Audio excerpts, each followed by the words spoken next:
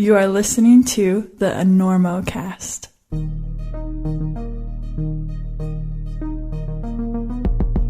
Squama by Sportiva.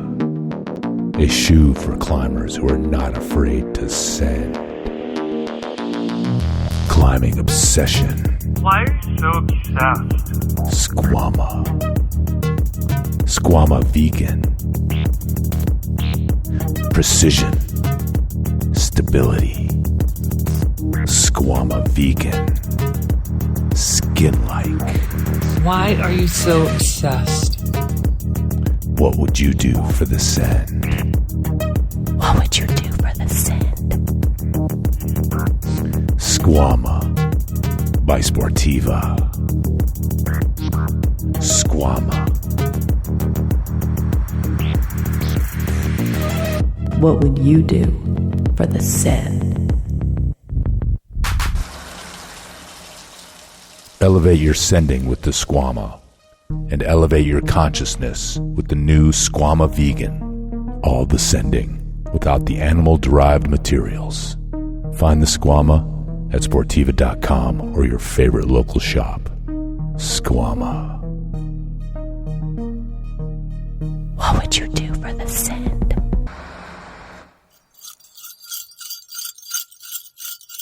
Yeah, hi Enormo Nation. This is Jeff Bezos. Bezos? Yeah, however you want to say it. You may have heard of a little company called Amazon.com. It's not actually little, it's fucking humongous. But anyway, I'm kind of like your crack dealer for junk that you really don't need.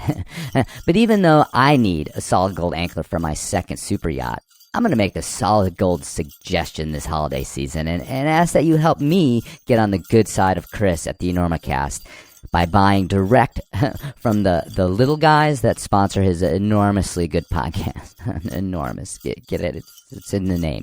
Anyway, there's 3 small businesses that sponsor his show, and buying direct from them really makes a difference to their bottom line, as opposed to mine. I don't even know where that is, frankly. I mean, is it like when you only have one Lamborghini and not 7?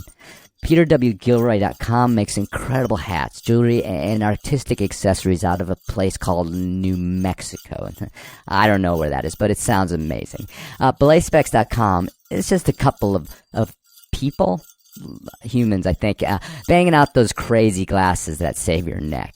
And BonfireCoffee.com roasts great coffee in a small shop out of Glenwood Springs, Colorado. Very resourceful, extremely resourceful, these people. And they're all small, and they're all supporting climbers. And look, I know it's hard to quit me and my robot overlords. I kind of designed it that way. But click over to any of these small vendors and enter Enormo or Enormocast at checkout. I can't remember which, but try them both.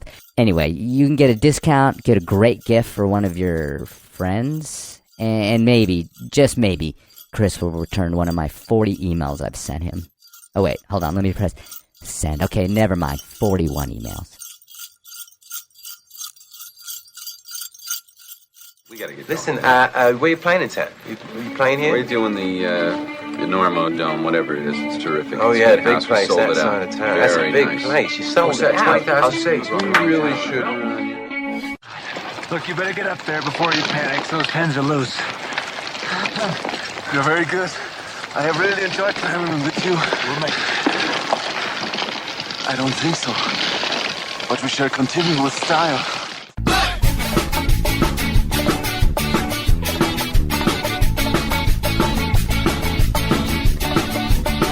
Good weather, bad weather. Now or later, anytime for climbing. Today's show is brought to you by Black Diamond Equipment, La Sportiva, and with support from Maxim Ropes. Maxim has been keeping the Enormocast off the deck since 2012. And don't forget our charter sponsor, Bonfire Coffee. Go to bonfirecoffee.com and enter Enormo at checkout for a discount on great coffee and to support the Enormocast. And now back to the show.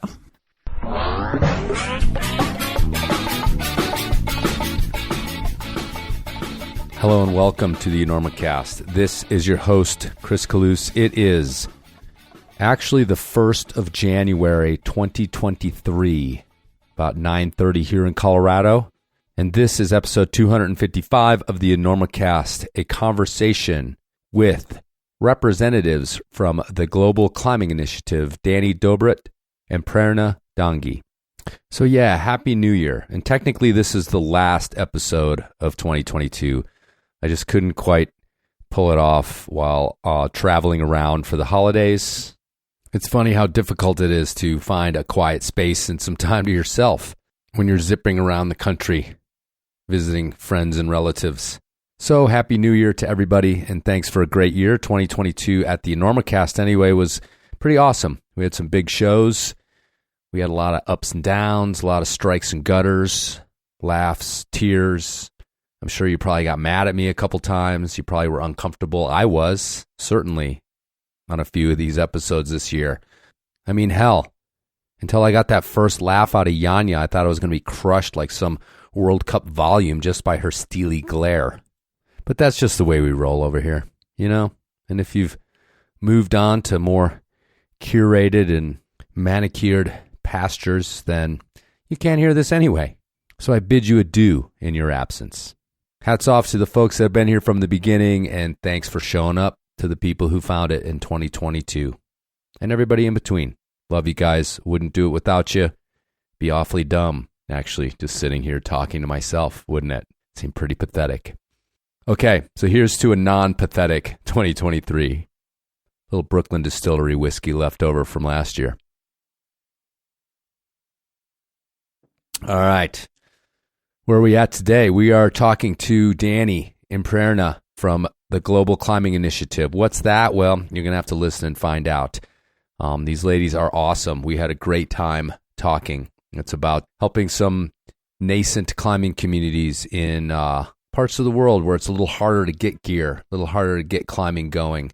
And in addition to working with Global Climbing Initiative, Prerna, who's from India, works with Gauri Varanasi, who I interviewed in 2021. You guys might remember that, at their organization CLAW, which is Climb Like a Woman, helping to introduce women in India to rock climbing. So yeah, this is a fun one about giving back to the community. I think it's a great way to end 2022 and the holiday season. I hope you survived. Hope you reveled. But man, it's exhausting. I just got back to my house a couple hours ago to be gone for 10 days. So much food and talking and traveling and airplanes. Oof. Anyhow, let's get going on 2023. Shall we? Brr. It's wintertime, buckaroos. As my daddy still says, it's colder than the well drillers took us out there. Which means them doggies are shivering and you got death metal blasting in the dark of the early morn because you're on your way to go ice climbing. And though in this cowpoke's opinion, they should be staging an intervention rather than stoking the addiction, Black Diamond is and has always been at the forefront of innovation when it comes to pier, ice, and mixed climbing. I mean, just look at the names of Black Diamond's ice tools for crying out loud. The Cobra, the Reactor, the Fuel, the Viper. How the hell are you not going to feel like a boss wielding two Vipers in your hands?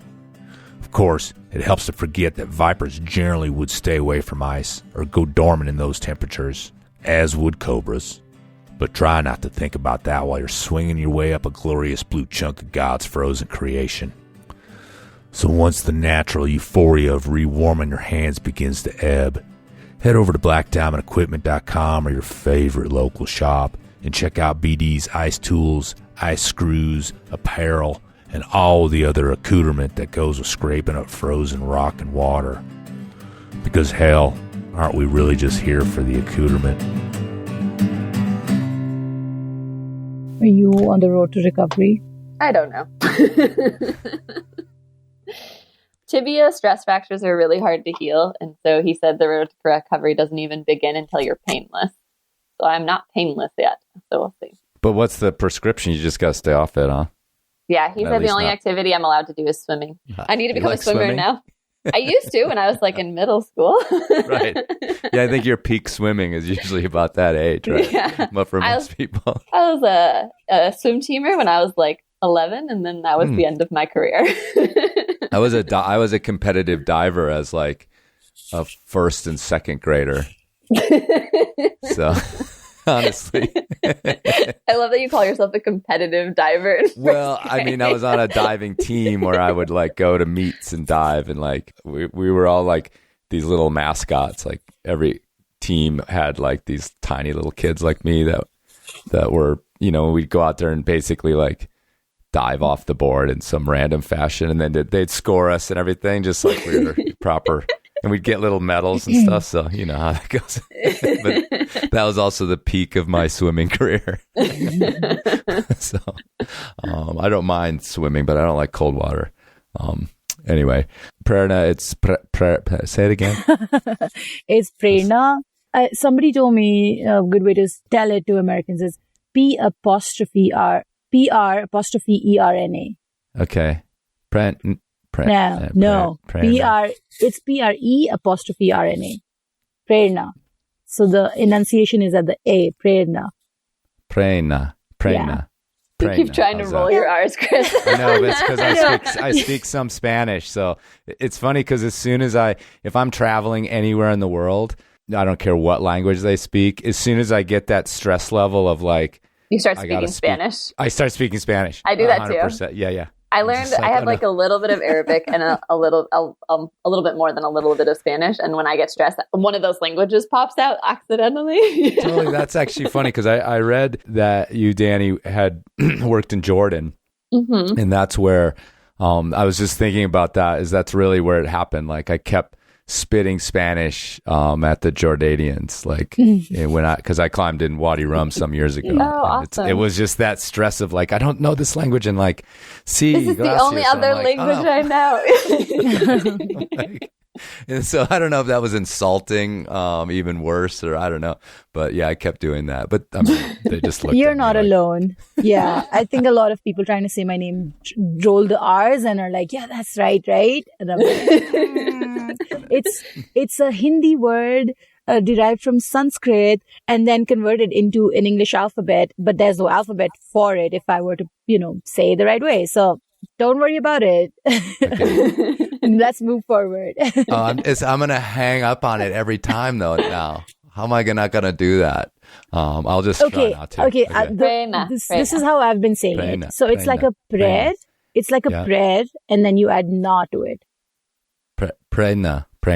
Yes. There you go. Yeah, okay, perfect. That's good. That's good enough.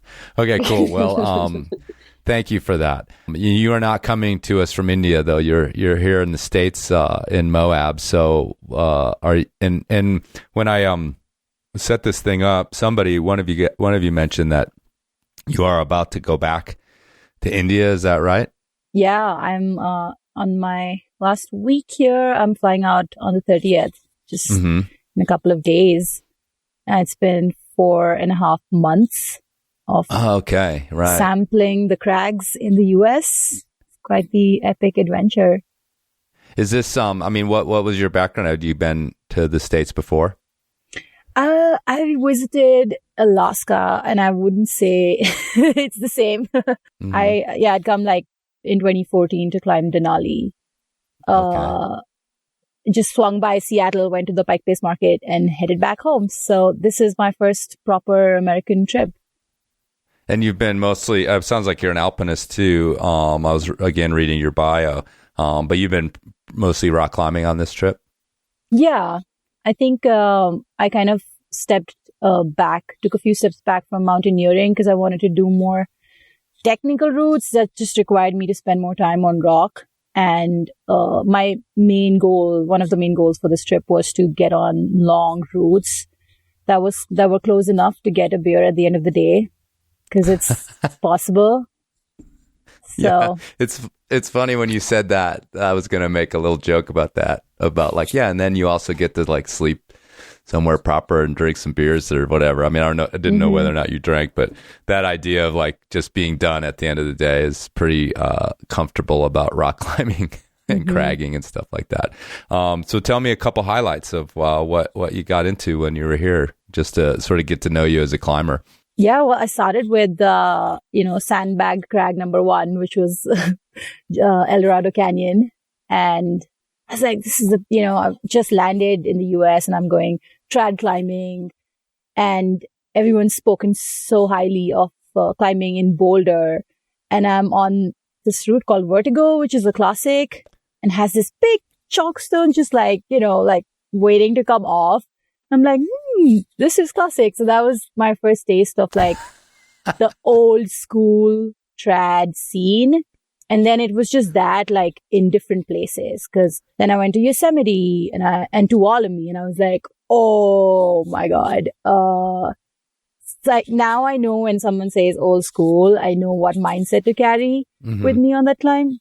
But I essentially started in Denver, and then I went to Seattle to do my SPI course.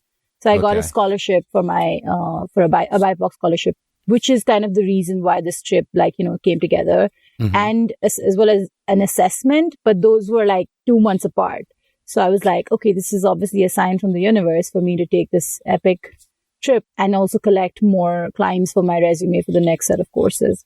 Can I go back actually though, and because you did mention Colorado in the beginning. So did you literally get off the plane and go do Vertigo, or did you do something else first in Eldo? Because that's kind of like, I mean, that's like a pretty big pill to swallow unless you just didn't know what you were getting into.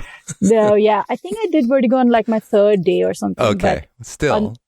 Still, it was a lot. I got on another classic, not Bastille, thank God, because that is polished AF. And that would have scared me even more. But it was really cool because I didn't know how many people climbed in the US. I don't think I ever thought about that. There's a bigger market, there's a lot more climbers, but I didn't know how many climbers that there's waiting in lines. That's a concept I wasn't familiar with. And we got on the wind tower with a friend of mine who I've climbed with in India. So he was able to give me the translation of the whole scene. And that was needed because, just culturally it's so different. Like we walked into the park and I see people climbing here and there across cliffs. And it's just most of my climbing exploits in India, it's only the people that I'm going with. We don't meet anybody else there. So yeah, it's quite the start. Sure.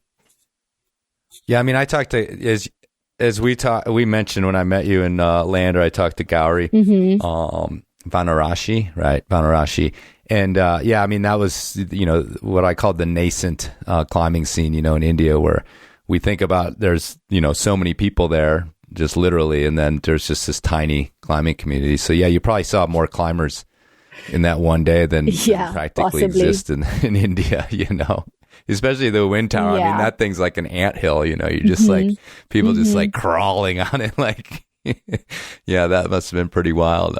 Well, cool. I'm glad you had a good trip overall. It sounds like you did anyway. I was in, I was in the North Cascades after that, where I stayed with Dani and climbed a bunch in, I actually managed to get to Leavenworth, Index, like really like the whole feeler, because some of these crags I'd heard of only after coming to the US. Like, I don't think I knew about Index, but I saw photos and everyone's like, oh, this is the place to do trad cracks, where I learned a bunch of like people that I look up to were like, this is where I learned how to trad climb. And I was like, I must go. And Daddy and I made a visit, and it was, I went there and I was like, oh, this is just like Vashisht in Manali, and like the place where we're opening trad lines. So it was really cool to kind of see that same rock type and, the psych that people have for that rock. And I'm like, that's what we've got in our backyard. We're not gonna tell anyone about it. Well, let's switch to you, Dani. And maybe we can again like position you as a climber, just talking about what the two of you did together when Prerna came up, and maybe go from there just to, like I said, get a little background of you as a climber. Sure. Well, Prerna came to visit for 2 weeks, and we did some pretty casual stuff. Like I said, I've been injured for almost 10 months, so it's been kind of a long journey of recovery for me. But we went to the North Cascades and we took a party of 6 because we just went with a bunch of friends, and it took 14 hours. It was an epic because it was too many people. But it was really fun. I think it was Prerna's first time in the North Cascades, which is just absolutely beautiful. And like one of my favorite parts about living in Washington is like we have these beautiful peaks that just come out of the ground, and beautiful climbing, beautiful wildflowers, beautiful nature, and you can get out there and really actually be alone, which is nice. And it's not that far from Seattle, so that's pretty cool. So we all did that together, Prerna and I and a bunch of my friends from Seattle. And so that was Prerna's introduction to the North Cascades. And then we did the Exits, which are a pretty popular climbing area right outside Seattle. It's where I do a majority of my outdoor climbing. So we went to Exit 38, and then Prerna also got to go to Exit 32, which is where we have some of our hardest sport climbing in the city, which is really nice to have some of that like 30 minutes outside the city. And then Index as well, which I love Index. It's really fun. And yeah, the Index people are such devoted Index people. Like they are. That's true. Yeah, I'm not quite that extreme, but I have a lot of friends who like put up routes in Index, and like they're Index diehards. Like that is the only place to climb in Washington. Did you grow up in Seattle? Are you like that diehard, or what? No, did you so I'm sort actually of end up there for the climbing or for something else? Well, kind of not for the climbing. So I'm actually from Michigan. I grew up just outside of Flint. And I guess I can hear that now that you mention it. Yeah. As a Midwesterner myself. Yeah. So I lived there until 2 years after college. So my background is actually in healthcare and nursing. So I went to school, became a nurse. I didn't get introduced to climbing until after I graduated. So I moved to Oakland, California as a travel nurse. And we had a climbing gym 20 minutes from my apartment. And so my roommate and I went and bought climbing shoes and got a membership to the climbing gym. And that was sort of my introduction to climbing, was like, well, we just moved to this new town. We're going to take on new hobbies. And so I started with bouldering, mostly because I was afraid of heights. And so I was afraid of sport climbing and top roping. And so I started with bouldering, and then kind of eventually progressed a little bit into top roping. And then I moved to Washington also for travel nursing. And when I came to Washington, I was like, I have been wanting to learn to climb outside. And I had a really hard time finding people to teach me.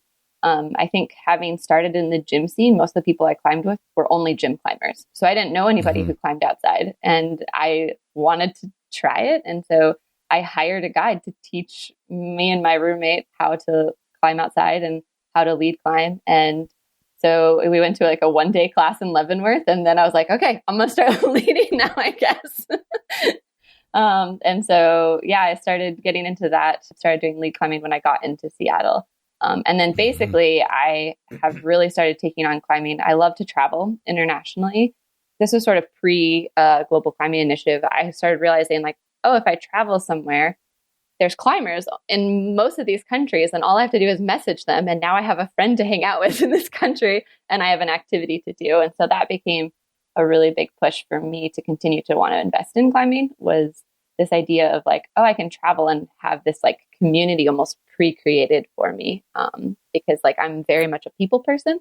And so what I really value, I think my favorite part of climbing, I like climbing a lot, but I love the people, and I like hanging out with people, and I like the social aspect of climbing, and I like being able to have this activity to do together and to challenge yourself with. And so being able to like go to another country and have an automatic friend because you're like both have climbing in common was really motivational for me personally, and kind of my interest in why I started getting involved in stuff with GCI.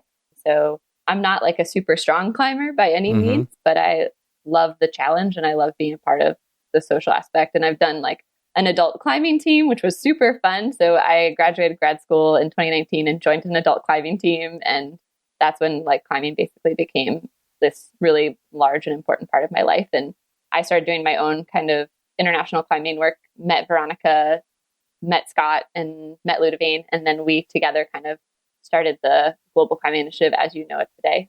Yeah, I'm gonna hold off on our GCI conversation a little bit longer. That's really why we're here. But now I'm the tangent king. So what's an adult climbing team? So I live in Seattle. I live like right next to the Seattle Bouldering Project, and so they used to have these like adult climbing teams. So they would encourage adults to join a team where they would train you. So it happened in the fall. I think they had it like spring and fall, but I did it in the fall, where you would meet together. We met, the group that I did it with, we met Monday and Wednesday mornings at 6 a.m. at the gym. Okay. And we climbed from 6 to 8 at the gym. And then we like all got together. Like I still hang out with these people and still climb with these people. And it's been, 2019, so years later. And we would climb Monday, Wednesday morning, then we'd all meet together on Saturday morning and climb again. And then we like prepped for, like, Seattle Bouldering Project has like a competition in November. And so people would go to like different local competitions, and then we all kind of prepped for that competition. And that was my first ever like bouldering competition. And it was so much fun. I had an absolute blast. I'm a very competitive person. So I really liked the tons of people there, so much energy, so much competition. Like very highlight of my like climbing life. And then COVID and all that stuff got shut down.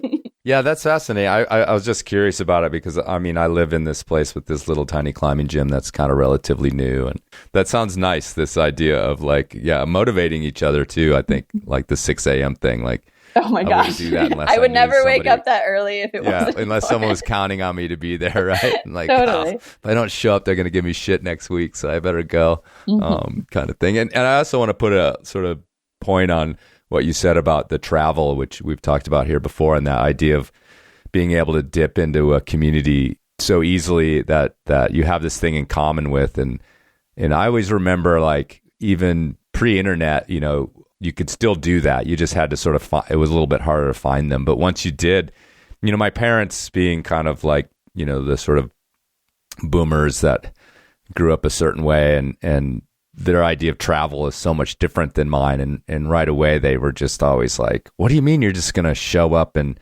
where are you going to go? I'm like, I'm not sure yet. I just got to find out who's there. And like, it just like blew their minds. And the thing that's like, people don't understand is it's not just like, you have someone to go to dinner with, or like, it's like that person is going to be like, no, sleep on my floor. Like, do you have somewhere to stay? Like, everything, eat my food, sleep on my floor, like whatever you need. Do you have a car? Am I going to, you know what I mean? It's like this wild thing where it's just common to give everything, and I just love it so much. And I'm glad that early on in your career, you sort of found that, and the internet helps certainly these days. Instagram, Facebook are like the easiest ways to connect with people internationally. But my first ever interaction was in Indonesia. I have a best friend who lived in Indonesia for several years. And so I would go and visit her, and I was getting into outdoor climbing, and I was like, well, I want to climb. Like I'm here. I wonder if people climb. And so I like found some guy on Instagram and messaged him and was like, hey, I see you're a climber. Can I come with you? And he just happened to be like a small gym owner and also a crag developer. And so we went to the gym one day, and I hung out with all these Indonesian climbers who like are smoking like a pack of cigarettes a day and climbing. They had this gym where they like had bolted the ceiling of the gym. And so these guys would climb up the walls, and then they would lead climb the ceiling, get to the end, and then unclip and lead climb all the way back down, all while having had just like smoking all day. And I was like, oh my gosh, I'm so impressed. I thought you were going to be like, they were going to stop somewhere in the middle. And, no, I don't think they then didn't lead smoke. out the roof with a cig in their mouth and like come back. Yeah. Hopefully you're not impressed enough to start a pack a day habit though, right? No. Okay, I'm a nurse. Can't do that. Hey, I have stories from, I was in the hospital when I was in 8th grade, and so like that would have been like early 80s, and definitely nurses and doctors were smoking right there in the hospital. So oh yeah, I worked at a hospital in Jordan for a period of time, and they they would smoke right outside the surgery ward. You're like, you're doing surgery like literally 10 feet away, and everyone's just smoking a cigarette in the break room. You're like, that's fine. Cool. That's fine. Prerna, again, we'll get to this other thing in a second. But what was your landing like in the States? I mean, we talk about us going to other countries, and and especially I've found like in these places with small or kind of like again nascent climbing communities. Indonesia would probably be a place like that. And not only do you get invited in, but they're like just amped to show you what they have, and knowing that we're from the States with this like relatively ancient climbing community, 50, 60 years old. We come with like, okay, we've got this sort of certifiable, expertise that they're interested in. What was it like the other way around? Who did you connect with, and what was your acceptance into the community? That's here going to in be the the States? entire podcast for me. Because okay. it's like, Give me the cliff notes. I did that, but in multiple crags, and it's been just so different and unique in each place, and also I learned so much about myself. But I'll start from the beginning. I think when I was planning this trip, I was like, okay, so 4 months in the US, and I have an idea of like what state that I want to be in, which was mostly decided by which GCI member lived there. And because, I kind of did need that pillow to have like to lean on, because I was a little intimidated in the beginning of my trip, and planning to just climb with people as I met them. I didn't really like look up Mountain Project and know this is the route I want to do. And every time I arrived in a place and people asked me, so what is your style? That was actually the first question. And I was like, we climb whatever's there. And I don't have a style. And I've never had the option of choosing a style. So it was interesting to find out that steep Red River Gorge climbing is not my style. But did I enjoy it? And did I grow like learning how to move through it? Absolutely. And it was a lot of finding people as I went and kind of vibing with them, because I'm just like not a big planner, and I'm more of a go with the flow person.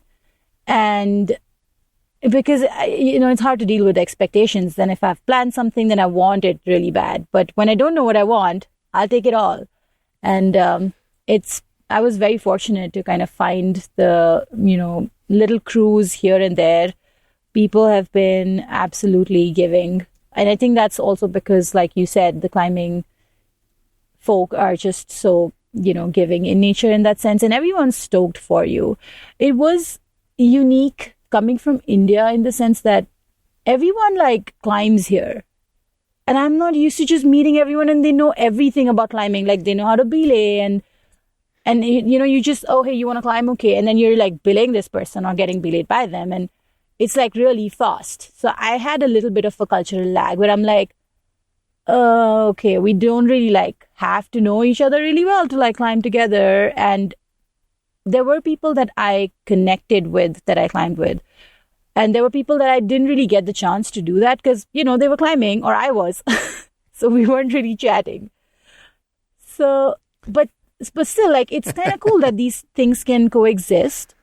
I am definitely a people person as well, and connection means a lot to me. So when I look back, my climbing, the most fun moments were when I was also like, hanging out with this person in a non-climbing format. And that was important. Yeah, that adds the fun to the climbing for me, because I was out to like really grow in all of these like places that I went, and I was trying to push my limits, because also it's every mid-month, it's a new crag, it's new rock. I have to decide if I want to wear my clown shoes or my tight shoes. It's a difficult decision to make.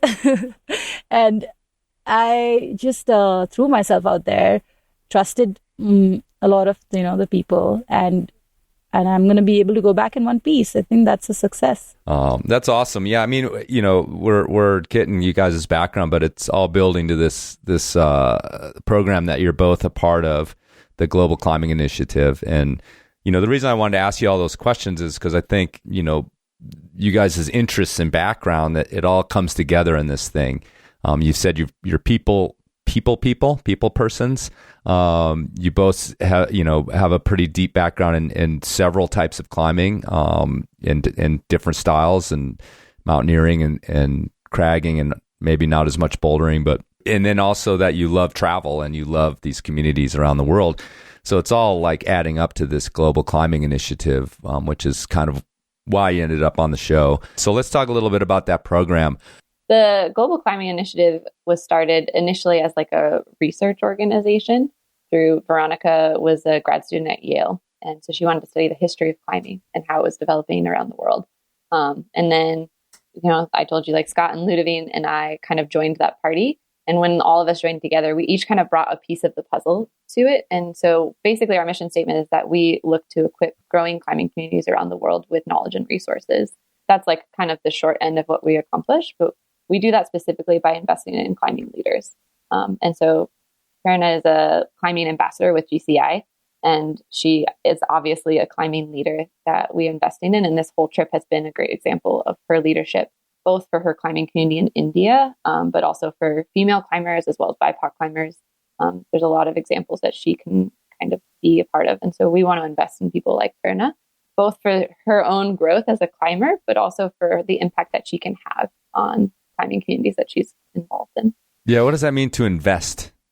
I mean, let me literally what happens, what transfers. I think it's dynamic. So investing is really like, what does a specific community need? So I originally met Prerna and she got involved with GCI because she's involved with CLAW, which is Climb Like a Woman in India.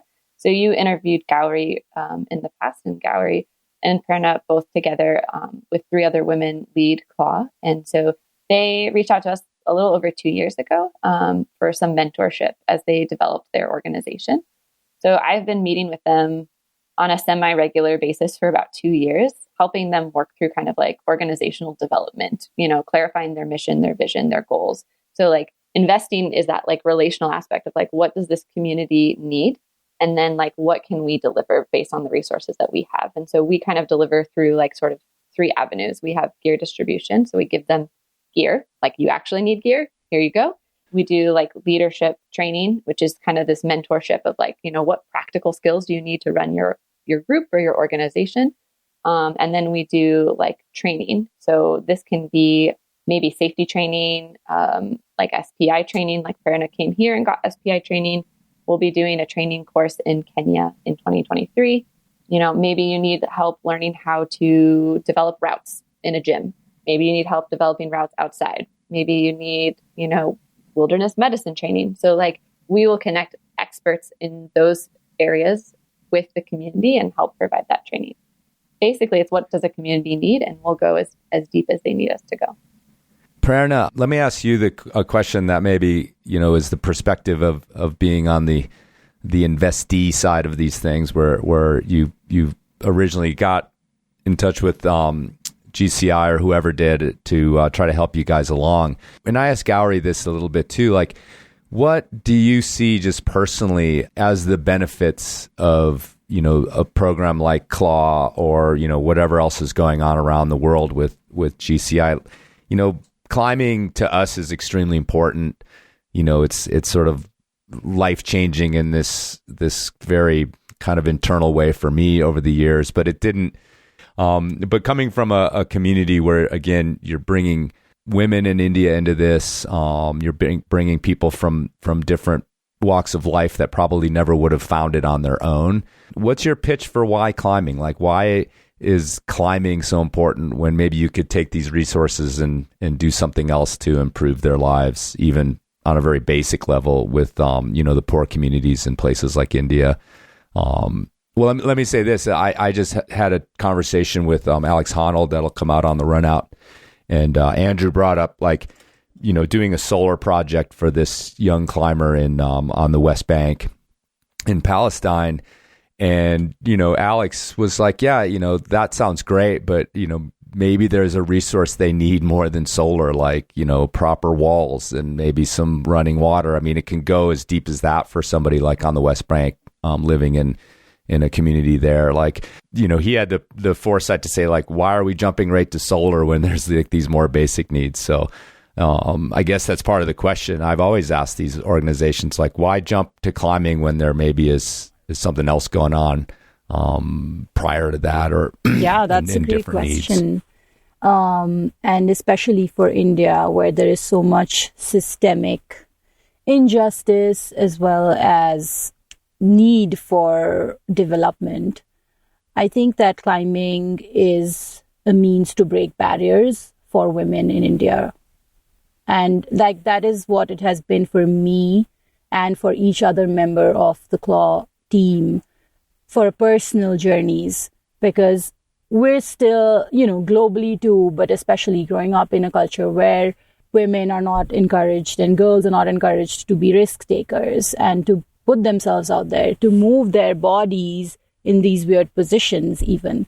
There is just so much apprehension and self-doubt that women enter an outdoor space with, if at all they do.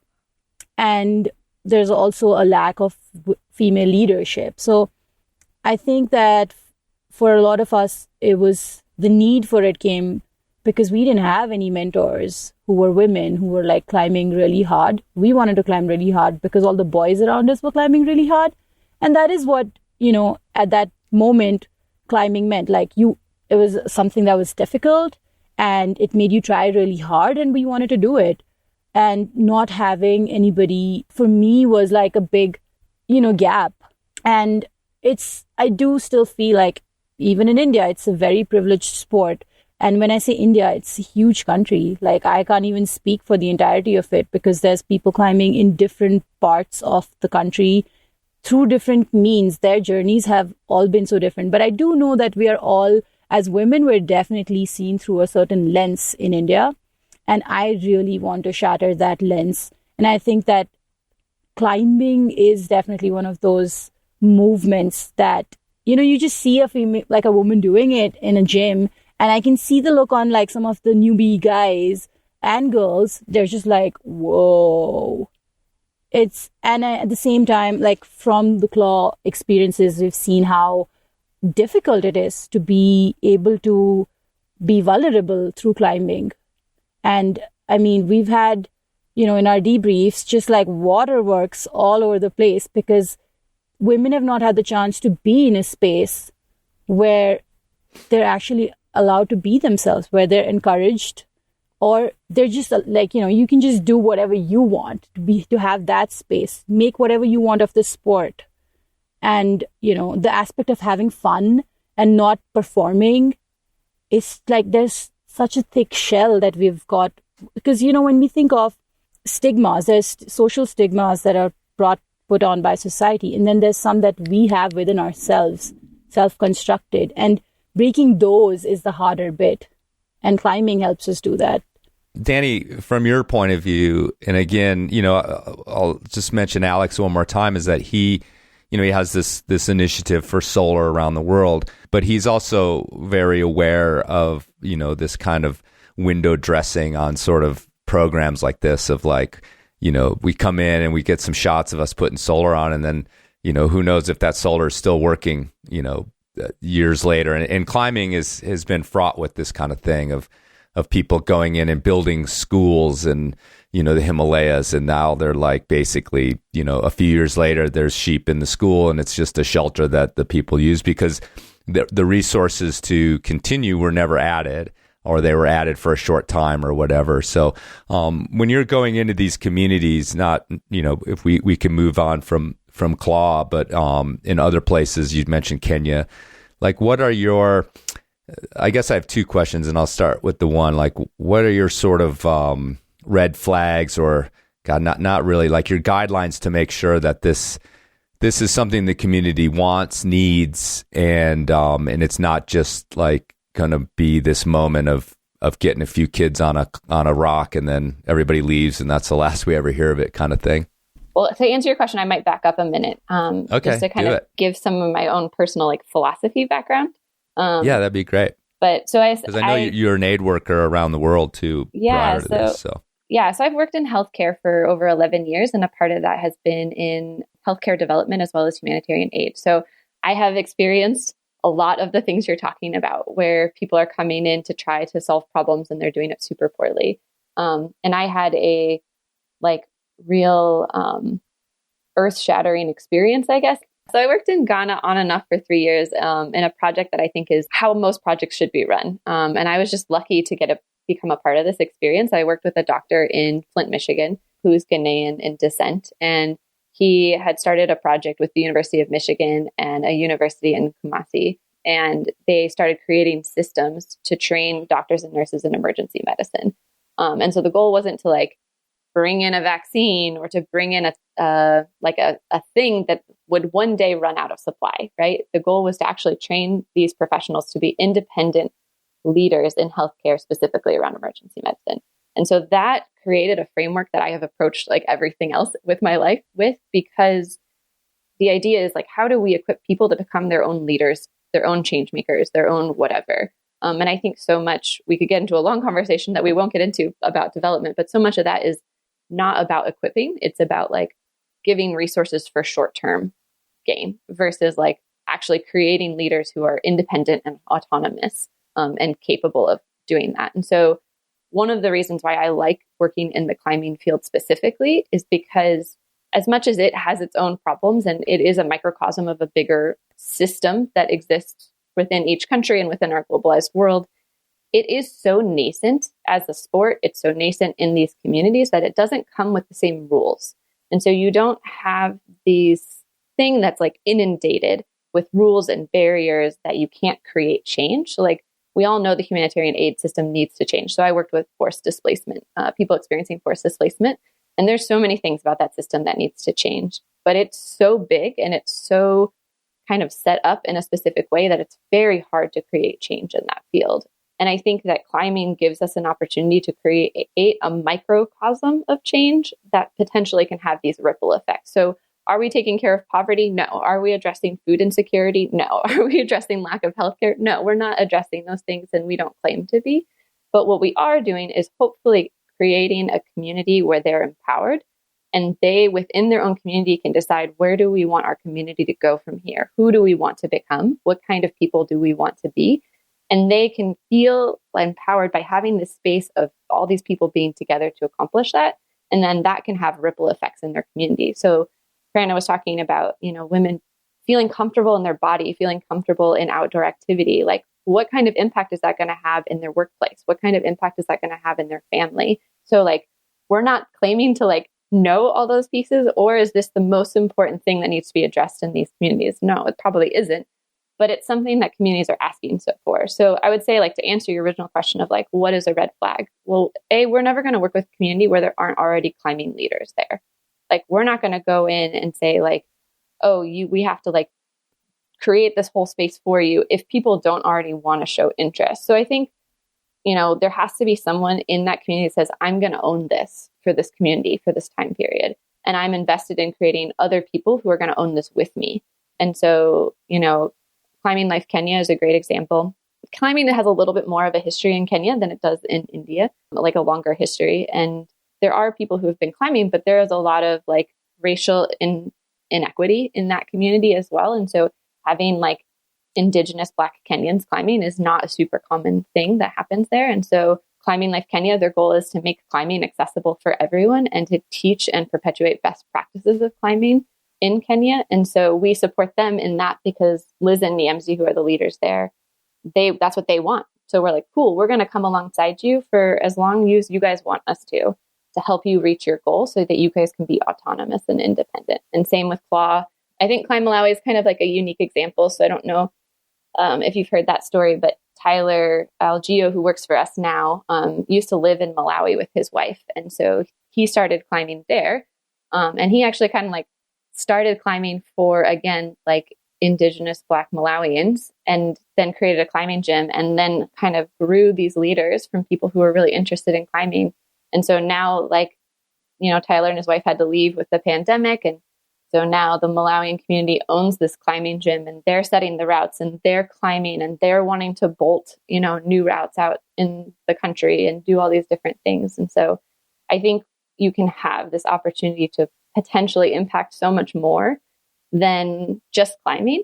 But the goal is that climbing doesn't have all the rules that some other things might have. If you introduce climbing into a community where maybe women aren't allowed to do as much outdoor activity, but you don't know what climbing is, it's like, well, the rules don't apply here because no one knows what the rules are yet. And so you get the opportunity to let communities make their own rules.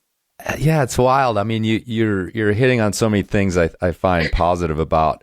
I mean, again, you've got poverty, you've got inequality, you've got these gigantic things that seem insurmountable, and even climate change, like it shuts us down. It's like we feel just totally impotent to do anything. And so it's easier just to go on with your life. And, it's fascinating that, you get to go into this thing that's new, and it's not even a problem. You're not even like, do you know what I mean? Like you're not rolling up against this giant already existing problem. You have this opportunity to create whatever it is and whatever it becomes. We know that it can be positive, and we know that it can have these ripple effects, and no, they're not necessarily quantifiable, but do you know what I mean? Like there's this kind of fun and positive thing in the fact that you're not actually trying to move a mountain, to use a bad metaphor and pun for climbing. But, I just think it can be effective. I mean, you guys are a small group of people. You're not this monstrous NGO or anything like that. And, in climbers, it's weird how we can both believe in the positivity of climbing and how great it is, but we can have this weird cynical side of us to like, people don't need climbing, they need food or whatever. It's like we can have like, they do need food. But... Yeah. Yeah. I mean, perhaps it's all connected though. I mean, we just talked about this weird support system that we get as we go out into the climbing community. And if you've created this world, in a place like Malawi, that's a climbing community, and within that climbing community, one family needs food, I bet you the rest of the climbing community comes to the table for that, just the way we were talking about it does for us when we travel the world.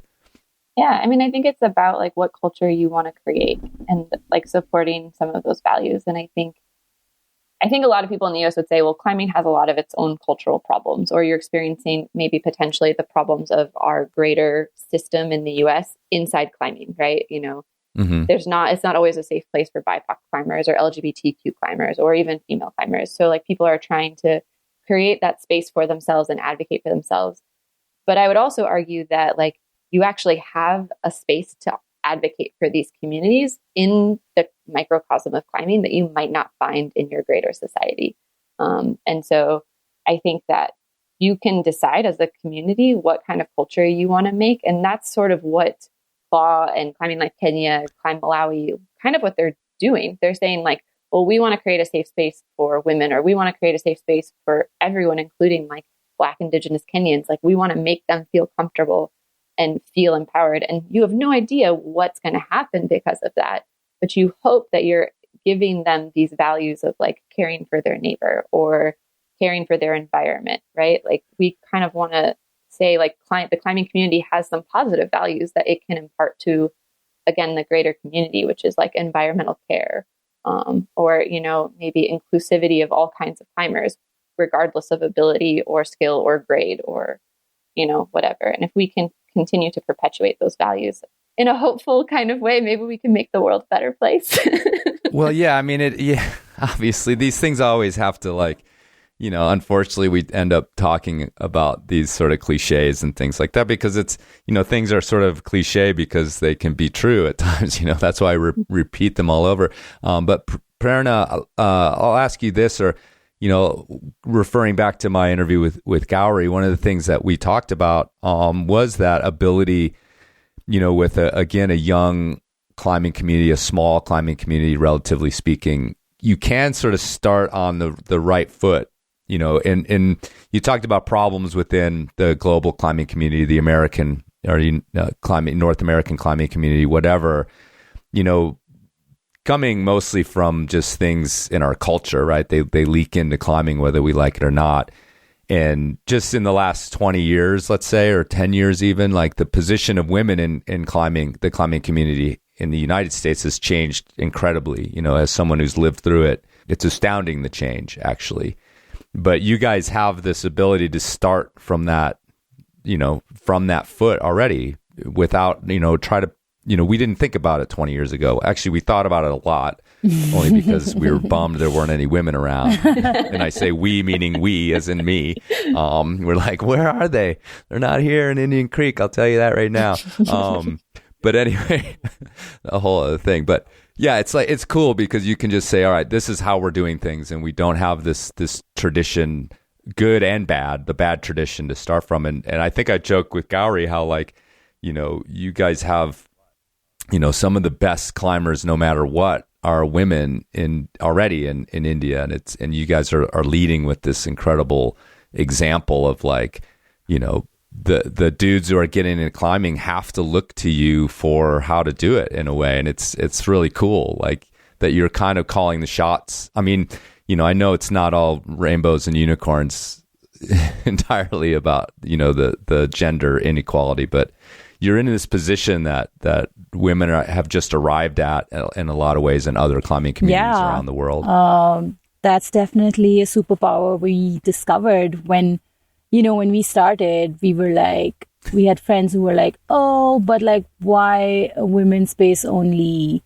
And now they're like sending all of the women they know to this women only space because, you know, it's not that they might not understand it entirely yet, because I think that to remove gender inequality, and I mean, you know, just saying it, my shoulders feel heavy from the weight of it.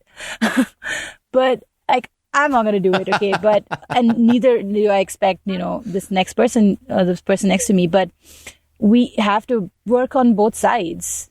So in India, we're not even like, you know, talking about non-binary folk yet. And it's just men and women, and there's still a big gap there. But we don't have the resources yet to work with the guys. And so they're like still at a place where they kind of understand, not entirely, but they're being supportive because they see how things are changing because of this affinity space. At the same time, I do feel like we want like women that come into our space to understand that, you know, the world is not going to be just climbing with women. We're not in the Amazonian island yet.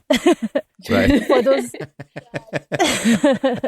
That could be GCI's next thing, right? You just buy an island somewhere, and only women are allowed to climb there. Yeah, but so we lead them knowing that, you know, these are like lessons that you can take, and then when you climb with people, speak up for what you feel is right, and feel free to pass on this education. But it's tricky because no one wants to be educated when they're climbing, right? They just want to go climbing.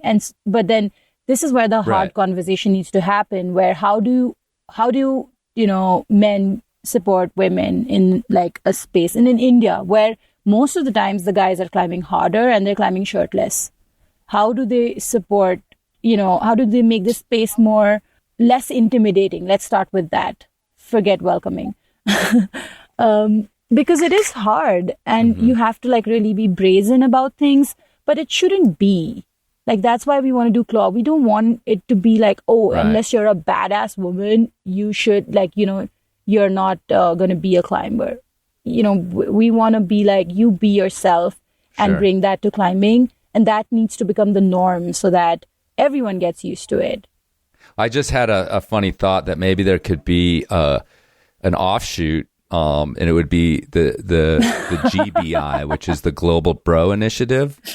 And what we'll do is we'll send bros to your gyms or every gym around the world. Only they'll be good bros. Like, the bro will be there, like he'll be to the other bros, like, bro, don't spray beta at her. Okay, that's not how we do things. Or, bro, put your shirt on. Like, bro, this is, you know what I mean? Anyway, I'm just working on it in my head just now. We just send, you know, like Tyler or whoever from the gym, and he goes to the gym in India for like a month or two and just you know, schools all the bros in how to act properly. So anyway, sorry. I don't have to leave that in there, but anyhow, I mean, I'm joking, but the reason we say that is because, like, yeah, we have these cultures that are kind of in place, and we have to like chip away at them. And you know, I think, Dani, you mentioned like climbing being sort of this little microcosm or whatever of larger problems and larger good things as well. But you know, and that's just the thing in the United States. You know, our larger culture leaks into climbing, and we fight against it. And I think in some ways it's a little bit better community in terms of LGBTQ people and things like that, but it's not perfect. And India, I'm sure, is like you're just saying, it's like you're fighting this uphill battle for a long time against a larger culture. Let me ask you this, Dani, and I don't want to focus on any horrible failures or anything else, but tell me a little bit about like some of the common, roadblocks you've run into, or if there's been a place where, things just didn't go, or maybe kind of came to a halt or something like that because of running into whatever roadblocks you might find, culturally, resource-wise, or anything else. Yeah, I mean, I think there's a lot of lessons learned. Yeah, there's so much to learn. Yeah, lessons learned is actually a better way to put it than what I was just saying. Yeah, I think part of it is like, like you've talked about, there are these communities like Kenya or like India or like Malawi, or I mean, pretty much any nascent climbing community in the world, name it, and then name their ability to get climbing resources. You can't, or you can, but they're not as accessible, or they're very expensive, or, there are so many barriers to getting gear. So you're like, cool, let's invest in this climbing community. But by the way, you don't have any way to continue to get gear. So like, how are we going to continue to invest in you when your ropes go bad or your carabiners go bad, or like we need to somehow get gear to you. And so I think like what we're currently doing right now is awesome, but it's a temporary solution to a long-term problem, right? Like right now, there are no brands selling gear to Kenyans or Malawians. There are none. Maybe Decathlon occasionally, which is based in France. But so there are no like large climbing brands like actively selling gear in these communities. And so our temporary solution has been, okay, well, we're going to ask for gear donations. And then we're going to take that gear individually by getting volunteers to take that gear as part of their luggage, because that's expensive to ship it, to bring it into the country so that you guys can have gear. But that's a solution for like 1 to 2 years, right? Like that's not going to solve your problem, which is really that you don't have access to gear. And so I think it's not like currently a super big problem, but it's this thing that we're constantly wrestling with. Like to me, that's a short-term solution. Is it good for you right now? Absolutely. But like, where are you going to be in 2 to 3 years? Are we just going to keep doing this, doing gear distribution forever and ever? I mean, I hope not. I hope that brands see these nascent climbing communities as investments that they are willing to do, or maybe, these local communities start creating their own. I don't remember, Prerna, who it is, but somebody started creating a crash pad. I can't remember if it was in India or Kenya, because it was too expensive to like buy crash pads from other countries. So they're like, well, we're just going to make our own. And they did. And so, there's different communities like that where they're becoming creative. There's a girl in India who makes chuck bags out of old t-shirts. So I think those communities can also become their own solutions. But in the meantime, we have to figure out, I heard the term once and I really like this. It's like transitional justice. This is not the end goal, but it's hopefully a space where we can begin to kind of bridge that gap of accessibility. And so it's transitional justice solutions. Yeah, I've heard so many stories, and they get told around because they're kind of cool in their own way of like, well, that, and then this kid showed up and he like sent 511 in his tennies or his sandals or his Crocs or whatever. And it's like, well, that's super cool, except for like, dude needs some climbing shoes, like they're going to see the shoes. They're going to want the shoes. They're, they know that it's holding them back if they're real climbers, and you're creating real climbers. And what I mean by that is that they have these goals in their head. It wasn't just this one-off thing, and they're going to dream about, a sweet pair of solutions, because that's what they're going to find out about. And it's like, you need to move on from those cool stories of like the kids on their the rope they found in their tennis shoes and through some, junky chain link that they found or whatever goes along with all those stories. I don't know if you've ever heard stories. I lived in Vietnam for a short period of time, and there a lot of people like to climb shoeless. So they just climb barefoot. So while I was there, I was like, I got to learn to climb barefoot. This is the thing to do. And it's actually quite fun when you're like deep water soloing and you don't have to jump in the water and get your shoes soaking wet. So I think like people definitely come up with creative solutions that, like, who knows, maybe that will lead to new styles or new ways of being. But I think my biggest concern is safety. Like, we're asking people to get on these rocks and to do these things. You want them to do it safely. Sure. So like, how do we continue to promote safety by giving them those resources? And then accessibility of like, is this financially possible? To be able to participate in a sport like this is expensive in the US, let alone in another country where people make way less money and price, or more because of the import costs and things like that. I mean, I can talk endlessly about how difficult it is to get gear. It's like, you're waiting for somebody to come from the US and you pounce on the opportunity when you find it. But then you know that you have to share that space with like all your friends because each one of you wants like maybe one or two things. And then you got the wrong size Sportivas. Yeah. So you're like, fuck. It's, oh my gosh, the number of shoes that's the worst. resell. That sucks in the States. And you're like, I can just get another pair. But you're like, oh, why did I size these down so far? Anyway. I mean, it's like, this is the first time that I actually tried on a shoe before buying it. In the US. Mm-hmm. I've been climbing 10 years and all of my friends are like, hey, can you try this shoe for me? Can you try that shoe for me? You tell me what it feels like. And we just like read 100,000 reviews and order our shoes and still get it wrong. So it can be frustrating, but that's just something that is happening right now and it's fine.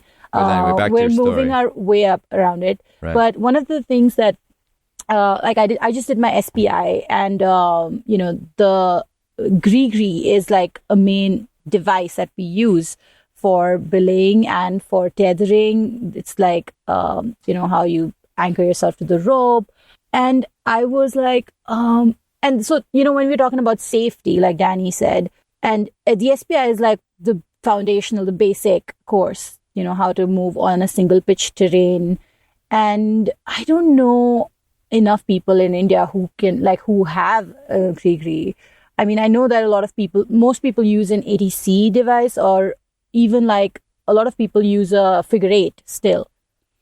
So I saw that, gap there where I was like, oh, this is a given. We have to have a Gree. And I had to come here and borrow one and get mine and then get used to like just pulling on the plastic handle and, going over the edge.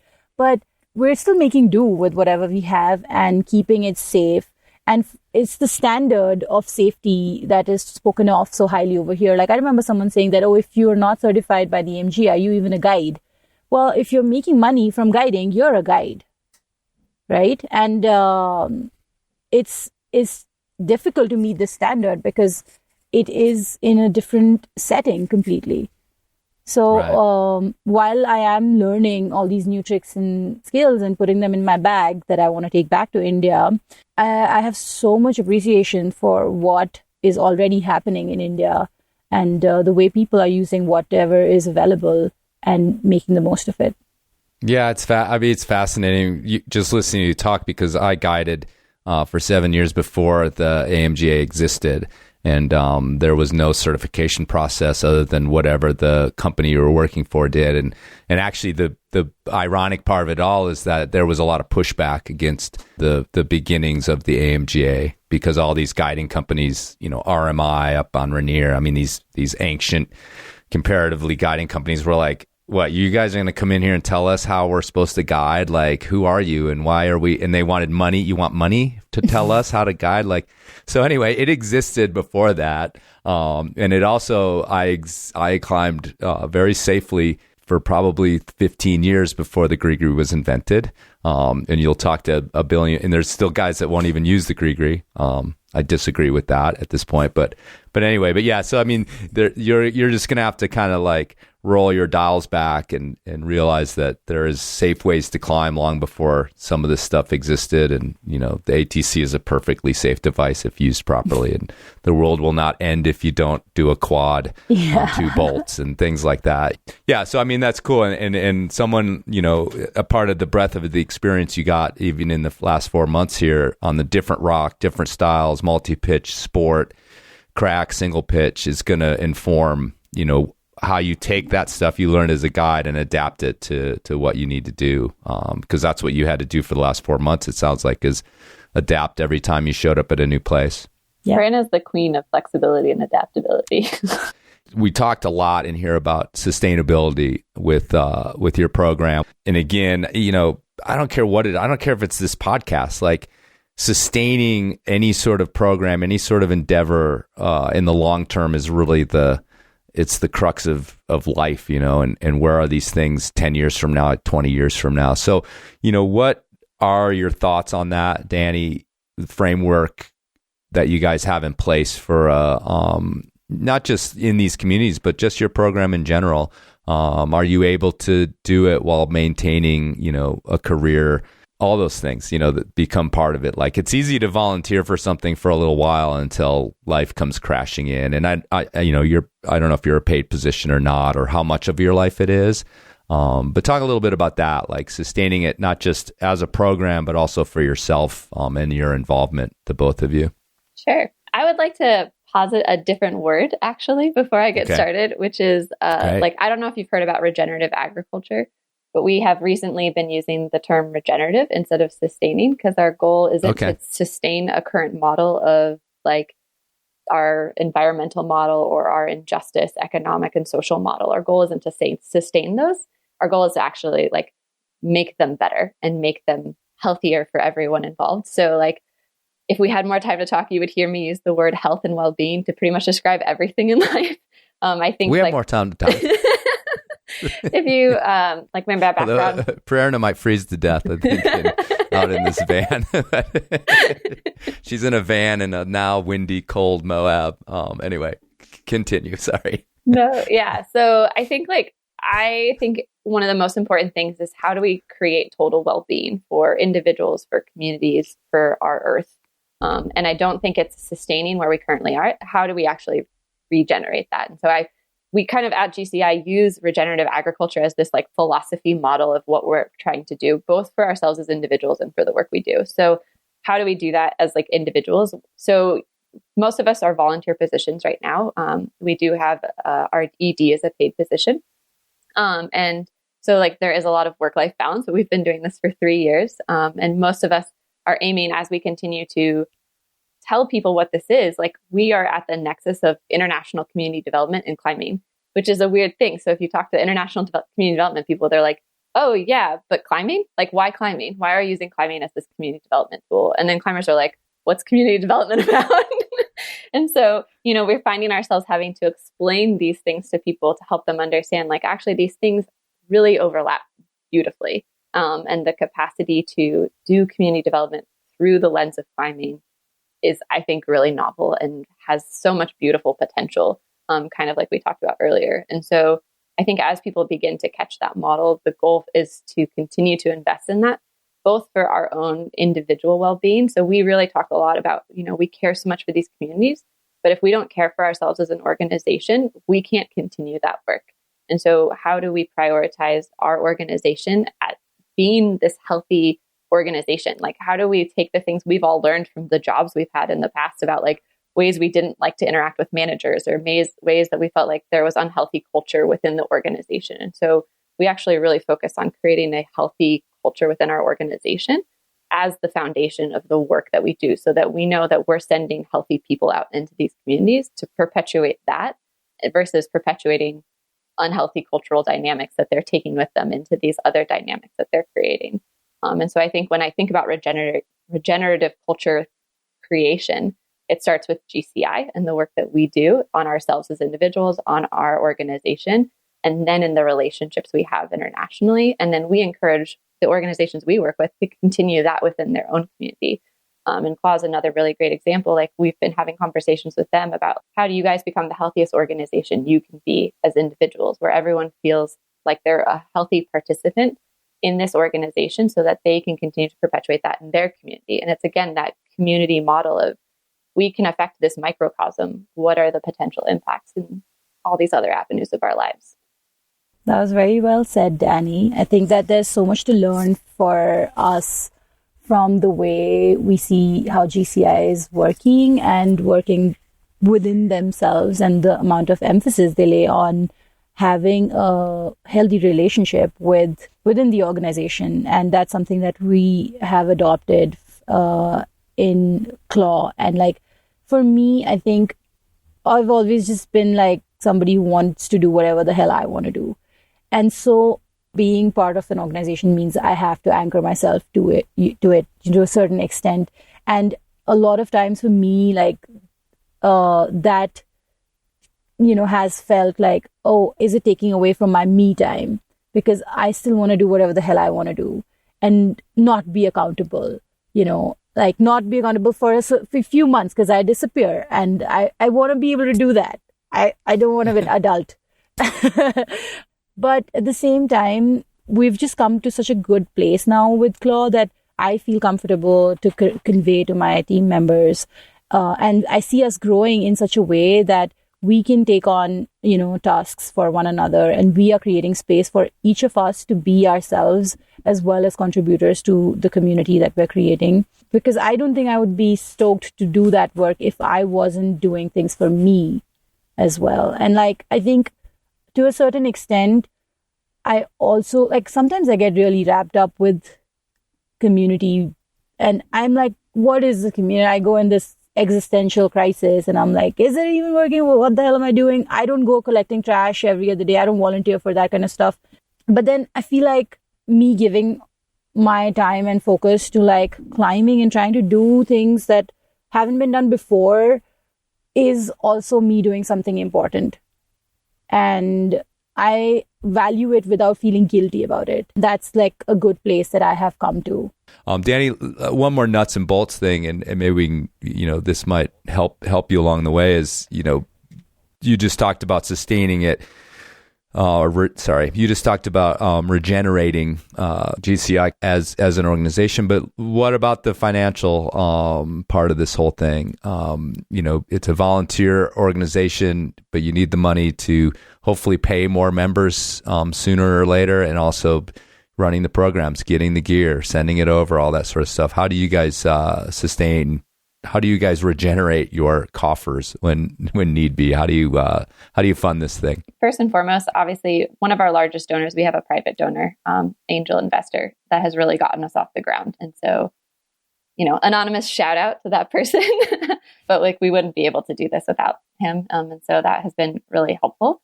But we are talking about that. How do we continue to do this in a way that continues to give money without having to always apply for grants or having to ask for donations? Because sometimes that money isn't there. Talk about the 2008 recession. All of a sudden, all those donations kind of go away. And so how do we... Well, it's hard to plan. It is hard to plan. Budget when you're waiting for people to just pop on and give you money. It's understandable. So so I think always donate, but we are open to donations. So I'll just ask for that to start with. But we are looking into kind of continual models. So looking at kind of creating relationships with gyms that can kind of invest in that. We are working on projects around, helping gyms to build relationships with gyms internationally as a way of finding some of that financial support as well. And so we are looking for ways that we're creating that money continuously versus waiting for large donations. But I think if you look up any startup, every startup has to start with some large angel investors. And then once those things happen, then you can show that you have, unfortunately, to use the business term of product, you have a product worth investing in. And then that can continue to create additional income. So I hope that answers your question without being too specific. No, that's fine. I just, it's just, I think it's more to enlighten people listening as to where does this happen and how difficult it is to run an organization on donations, because you don't have a budget. You don't know necessarily where the money's coming from. That's a really difficult thing for a business to. And I think you are a business. We are a nonprofit, but yes, unfortunately, even nonprofits have to run like businesses a little bit. And I think it's also we are specifically in a very unique market where it's both a good thing and a bad thing that the U.S. has so much affinity groups coming up and all of these invest in the community through climbing kind of groups. So although we are unique in the way that we are doing our work, we are not unique in that we are using climbing as a tool for investing in communities. Right. And so I think in the US, there is a slightly oversaturated market of people looking to brands to fund them. And so we're looking for more creative solutions that don't rely singularly on brands. Although we do work with brands on projects specifically. So brands partner with us for projects, like the training we're going to be doing in Kenya in 2023. But for our overhead costs, we have to be more creative than that. We have to look. Well, it's the same problem. I mean, not to bust on brands, it's at least partially a PR move, and they want some exposure, and then next year they've moved on to something else. So it's also not a way to build a continual necessary. It's like grants, or it's the same as a grant. You're going to get it, and then it's likely going to go away. Because that they're businesses, they aren't just giving money away for no reason. They want some PR in the the outcome. So yeah, I mean, and again, just the more, like I said, enlightening people about who are thinking about this, listening, like where does this money come from is, I mean, it's really unfortunately, it's probably the basis of a lot of meetings that you guys have, where is it going to come from next year and next totally. year? And I think the thing that you always you don't realize when you're starting a nonprofit, because this is the first, I've been a part of one other nonprofit startup, but this is the first nonprofit for many of us to actually get involved in and to start from the ground up, is you don't really think about, you have all these great intentions about we're going to have a positive impact on the world. And then you don't really think about at the end of the day, there are these budgets. You got to pay people, you got to pay your taxes, you got to pay all these things. There's all these pieces of the puzzle that you don't really realize. It's like a kid who wants to be an adult, and then you get there and you're like, oh, I got to pay for my house, and where did all these expenses come from? I just want to take some kids climbing.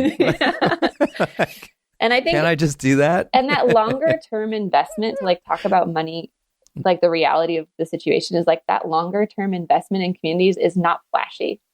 Very few people want to pay for long-term investment. What they want to pay for is that one-off project that looks really cool. And so convincing people that the relationship is actually the most important piece of the puzzle is hard. It's very easy to tell people, invest in a project about gear distribution or invest in this one training event that's going to happen. But to tell them actually, we want you to invest long-term in the relationship that we're building with these communities, because that's what's going to get them to that next level. Yeah, and it's interesting that we changed sustainability to regenerative and investment is such a tricky word. We actually started on that. I asked you a question very early, what does it mean to invest in these people? And when we talk about finances, investment means people want, generally the idea is that you put money in and you get more money back, and that's just not the way these things work. So the investment we're talking about, I mean, I wonder if there was some word out there that would make a more poignant sort of idea around, it's just kind of, because it's your angel investor is not looking at their portfolio every month going okay, where's my dividend? Where is this going to get me back? It's a whole different idea of investment when it comes to these sorts of programs. Well, and I think unfortunately, it's the good of people's hearts that you're kind of counting on. Well, it's kind of climate change, though. We're saying that by investing in climbing, it's this microcosm of the world that we believe will have positive impacts in 5, 10, 15, 20 years. So what you're investing in is this idea of well-being, that we believe that climbing can have a positive emotional, mental, physical impact on an individual. And then that individual, by having these improved mental, emotional, physical experiences, are going to have a more positive interaction with their partner, with their family, with their friend. And then by that interaction, you're going to have a more positive community. And I think the Mountains Without Beyond Borders is the English name. But there's a community in Monterrey, Mexico, and they're seeing this happen. And there's a community in Uganda where they're investing in youth. And by investing in youth, they're seeing positive impacts in the family. The family dynamic is changing, and the involvement of the family in the youth and the support of that whole family is coming because this youth is getting invested in. And that could happen in maybe soccer or football. It doesn't have to be just climbing. We happen to be climbers who love climbing and want to use that as the tool to accomplish those things, but they are happening. You're seeing family dynamics change. You're seeing people invest in a future that maybe they didn't have before because they're being invested in to become a guide, or they're being invested in to become a youth leader, or these different pieces. And so when we talk about investment, it's not a financial return. It's that we believe that by doing this, we're going to see a social, economic, environmental return on that. I wanted to chip in and add to, since we're talking about funding, and when I started this 5-month-long trip in the US, and I'm thinking dollars, how many dollars is that? And I was talking to Dani, and she's like, we were calculating a per day expense. And it came down to $50 or something like that, with food and gas. And if I'm climbing every day, staying in a camping site or an Airbnb or something. And I was like, 30 into that amount into, the number of days I was going to stay was just ridiculously expensive. But that wasn't going to stop me from coming. And the one way in which GCI is unique is that, I had the support to stay in, like, I had a home in most of the places where I spent a majority amount of time. And that, I wouldn't call it investment, but it's the support. And I really felt that. And I think that was like a big tool in me being able to like do this thing. I don't like, you probably don't see an Indian climber just hanging out in USA crags because, you know, it doesn't make sense economically.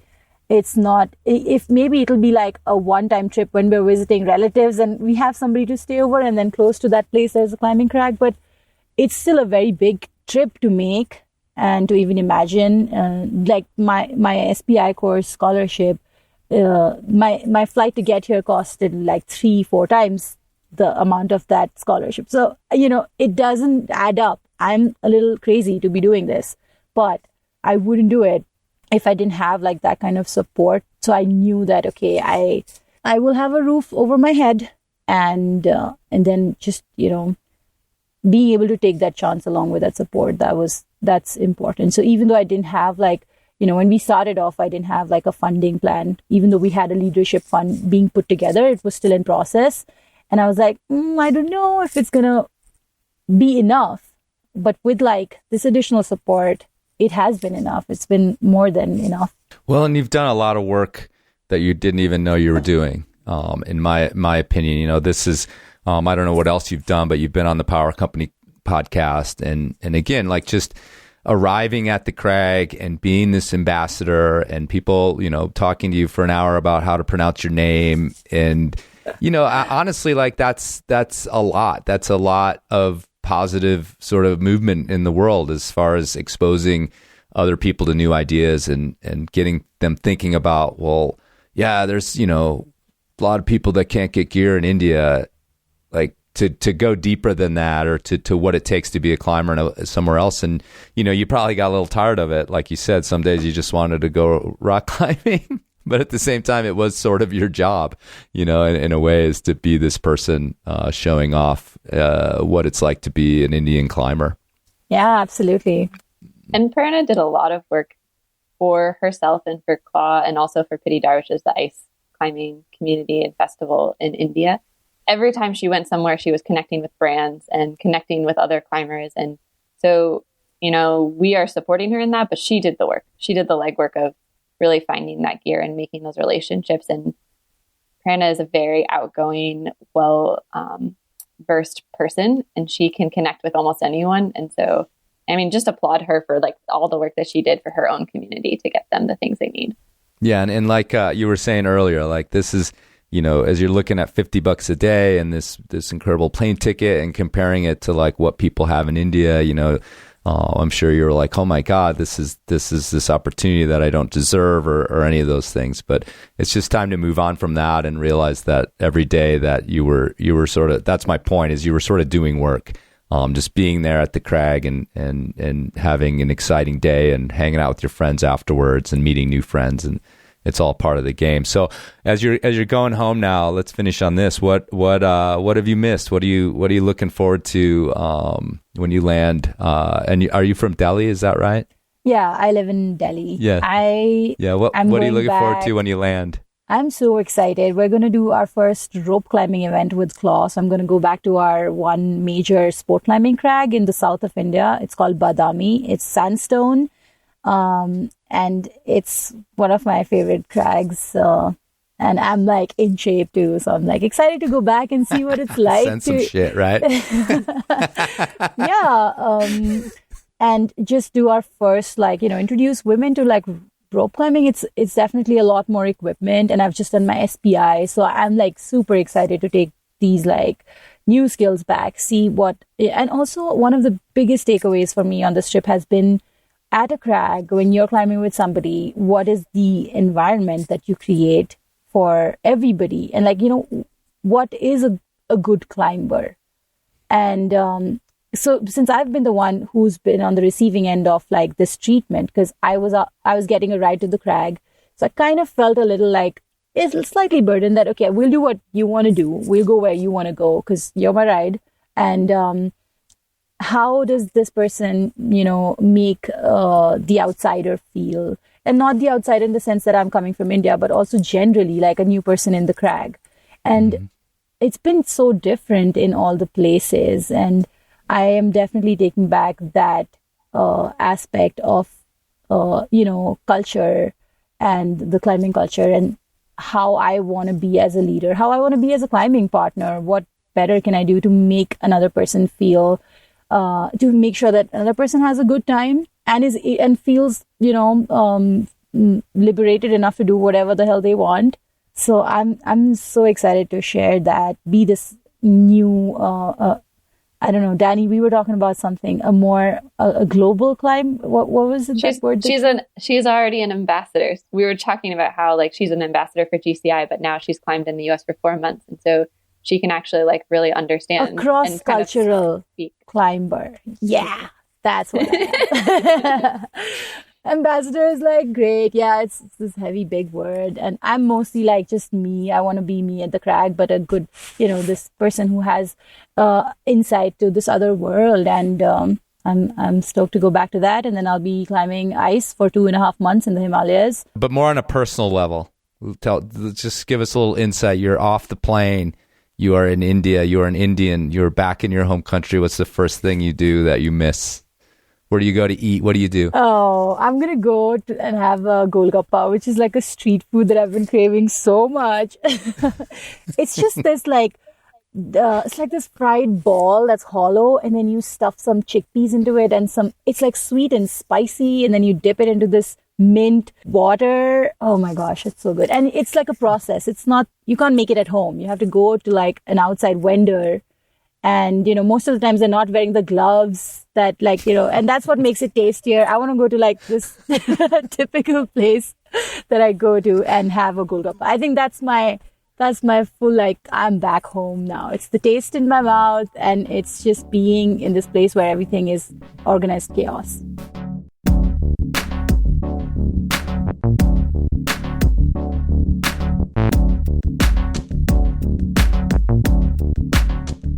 All right, folks, thanks for listening, and thanks to Dani and Prerna. Prerna, if you're listening, I hope your journey home was great. And seeing your family and friends back there has been an awesome experience after being gone so long.